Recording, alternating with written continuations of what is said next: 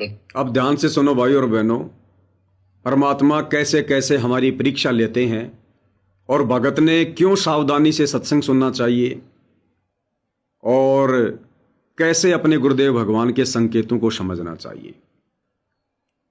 दादू जी के साथ में जो भी घटना घटित हुई उसके विषय में गुरुदेव हमें आदरणीय गरीबदास जी के सदग्रंथ साहिब से वाणियां बोलकर सुना रहे हैं कि गरीब दादू को सतगुरु मिले दही पान की पीक, बूढ़ा बाबा जिसे कहें वो नहीं दादू की सीख। अब इस सारी घटना का जिक्र करके गुरुदेव भगवान क्या कह रहे हैं कि आदरणीय नानक जी ने क्या बताया, जबकि नानक जी ने तो नहीं बताई ये बातें तो आदरणीय गरीबदास जी ने बताई और गुरुदेव वाणियां भी गरीबदास जी की बोल रहे हैं। और क्या कह रहे हैं, तो आदरणीय नानक जी ने क्या बताया, ध्यान से सुनिए। आदरणीय नानक जी ने क्या बताया और वाणी फिर गरीबदास जी की बोल रहे हैं। तो नानक जी ने बताया वो कौन था, बताता हूं। गरीब दादू ध्यान उलंगिया, 3 दिवस 3 रात, आगे से आगे मेले शब्द स्नेही साथ। वाणी गरीबदास जी की और शुरू में कह रहे हैं कि तो नानक जी ने क्या बताया। अब भाई और बहनों, सतगुरु जिस समय सत्संग कर रहे होते हैं, सतगुरु कहाँ बोल रहे होते हैं, किस युग की कौन सी कथा सुना रहे होते हैं, आप और हमने इस प्रकार की बातों को सुनकर मन में तनिक भी संदेह पैदा नहीं करना चाहिए कि भाई बताया तो गरीबदास जी ने है, वाणी भी गरीबदास जी की बोल रहे हैं और कह रहे कि नानक जी ने क्या बताया।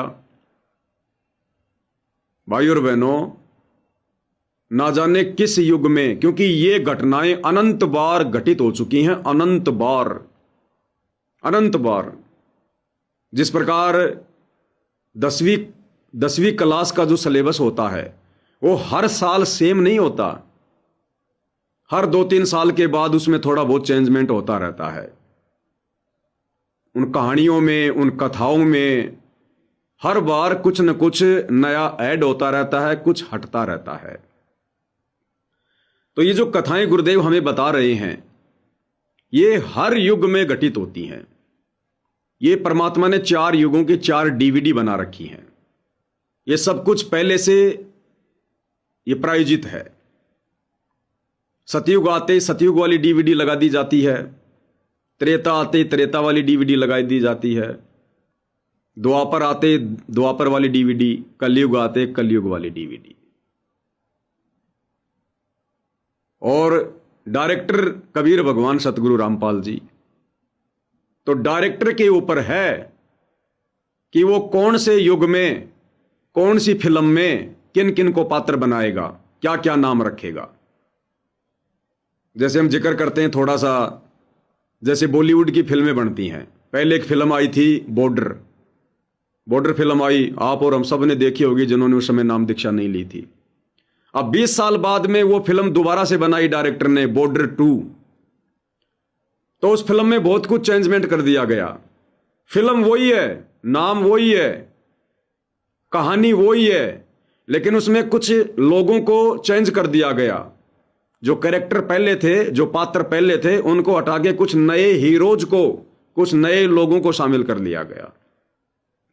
अब कोई कहे भैया ये तो फिल्म तो बॉर्डर है और पहले वाली बॉर्डर फिल्म में तो वो हीरो था, इस वाली में ये हीरो आ गया। तो ये डायरेक्टर की अपनी मर्जी के ऊपर, अपनी मौज के ऊपर है। तो जो गुरुदेव भगवान कह रहे हैं ना कि तो नानक जी ने क्या बताया, तो किसी युग में भाई और बहनों जो गरीबदास नाम है, परमात्मा उस समय उस आत्मा का नानक नाम रख देते हैं, नानक। तो ये अनंत युगों में अनंत बार ये घटनाएं घटित हो चुकी हैं। ना जाने सतगुरु कौन से युग की कौन सी बात हमें बता रहे हैं। तो हमें यदि सतगुरु की पहचान हो गई है, दृढ़ विश्वास हो गया है, फिर सतगुरु हमें चाहे गाय को गधा कहकर संबोधित क्यों ना करे। यदि सतगुरु कथा कह रहा है गाय की और गाय को यदि गधा कहकर संबोधित कर रहा है तो हमने कोई शंका नहीं करनी चाहिए। फिर उसमें वो सतगुरु की मौज, सतगुरु की मर्जी। जो आत्मा उस गाय में है, ना जाने कितनी बार वो गधा भी बन चुकी है। जो आत्मा उस गधे में है, कितनी बार वो गाय बन चुकी है। तो हमने इन बातों को लेकर मन में कोई संशय नहीं करनी चाहिए, हमने सुनते रहना चाहिए। ये सतगुरु हमारी परीक्षा ले लेते हैं इस प्रकार से। अरे इंसान तो गलती कर सकता है, यहां का सामान्य गुरु तो गलती कर सकता है, लेकिन ये गुरुओं का गुरु जगत गुरु और भगवान की डिक्शनरी में गलती या भूल इस प्रकार के शब्द नहीं है कि भाई गुरुजी ने गलती से बोल दिया होगा, गुरुजी को भूल लग गई होगी। नहीं, अगर गुरु कह रहा है कि भाई गलती हो गई, मुझे भूल लग गई, तो यह भी हमारी परीक्षा है। आपने एक शब्द सुना होगा परमात्मा का, जय बोलो बंदी छोड़ की, तुम मिलकर सारी संगत, जय बोलो बंदी छोड़ की। आगे चलकर परमात्मा एक चौपाई में लीला करते हैं, और जो सम्मन वाली बात आती है कि सम्मन के घर सतगुरु आए, सेऊ भेंट चढ़ाया था। इसके आगे गुरुदेव भगवान लीला कर रहे हैं जैसे उनको भूल लग गई हो। भक्तों से पूछ रहे हैं, कह रहे हैं अब आगे क्या है? फिर गुरुदेव कह रहे हैं मुझे भूल लग गई, मुझे भूल लग गई। अरे भूल नहीं लगती, अगर परमात्मा भूलने लग जाएगा तो सृष्टि खंड हो जाएगी। यह परीक्षा होती है भक्तों की कि उस समय भगत क्या सोचेगा, या बाद में उन वाणियों को सुनकर, उन वचनों को सुनकर भगत के मन में क्या शंका पैदा होगी काल प्रेरणा से। क्या गुरुजी को भी भूल लगती है? अरे गुरुजी को भूल लग गई, अरे गुरुजी को भूल लग गई थी। इस प्रकार के शब्द हमारी जुबान से नहीं निकलने चाहिए। सतगुरु की लीला, सतगुरु की मौज, सतगुरु की मर्जी।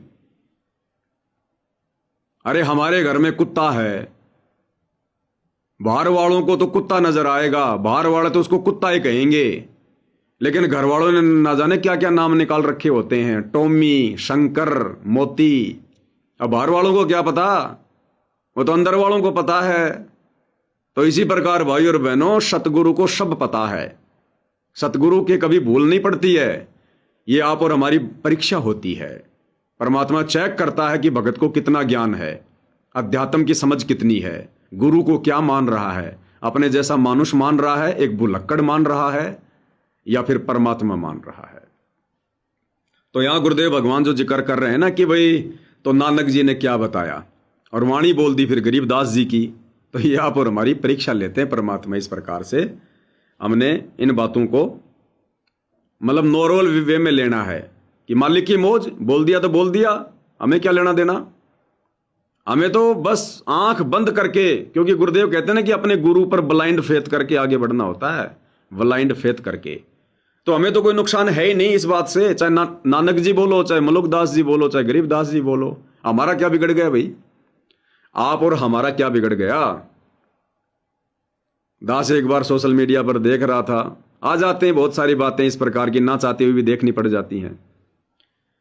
तो कोई कॉमेडियन था, पहले वो मवालीगिरी का काम करता था, गुंडागर्दी का काम करता था, लोगों को लूटना, ठगना, भाईगिरी करना। अब भाईगिरी वाला धंधा हो गया बंद, क्योंकि पुलिस प्रशासन चौकन्ना हो गया। तो उसने सोचा कि ये जो लोग बाबा लोग होते हैं ना, ये बाबा लोग वाला काम शुरू कर दो। लोग बढ़िया इज्जत करते हैं, पैरों में गिरते हैं, चढ़ावा चढ़ाते हैं। तो उस भाईगिरी करने वाले आदमी ने, जिसको शास्त्रों का पता नहीं, कुछ पता नहीं, उसने क्या किया, उसने कथा करनी शुरू कर दी, दाढ़ी वाड़ी बढ़ा ली, बैठ गया सामने, पब्लिक आ गई। पब्लिक को क्या पता कि ये बाबा है, भाई ये बाबा नहीं है। वो बैठ गया अपना सिंहासन पे और कथा करने लगा, और पब्लिक को महाभारत की कथा सुनाने लगा। महाभारत की कथा सुनाने लगा, और कथा में द्रौपदी चीर हरण का जिक्र आ गया, और उसमें कहने लगा कि रावण के कहने पर विभीषण आया और द्रौपदी के बाल पकड़कर सभा में लेके आया और उसका वस्त्र हरण करने लगा। तो ऑडियंस में से जिसको महाभारत का ज्ञान था वो खड़ा हुआ और कहने लगा, महाराज जी आप गलत बोल रहे हो, आप गलत बोल रहे हो। वो विभीषण नहीं था, वो दुशासन था, दुशासन।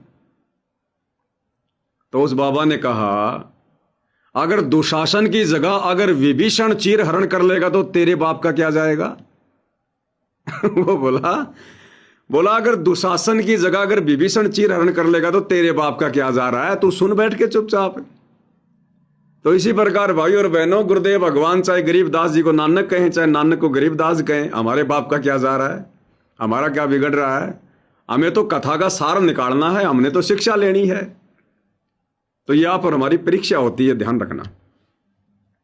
तो नानक जी ने बताया वो कौन था, बताता हूं। गरीब दादू ध्यान उलंगिया, 3 दिवस 3 रात, आगे से आगे मेले शब्द सने ही साथ।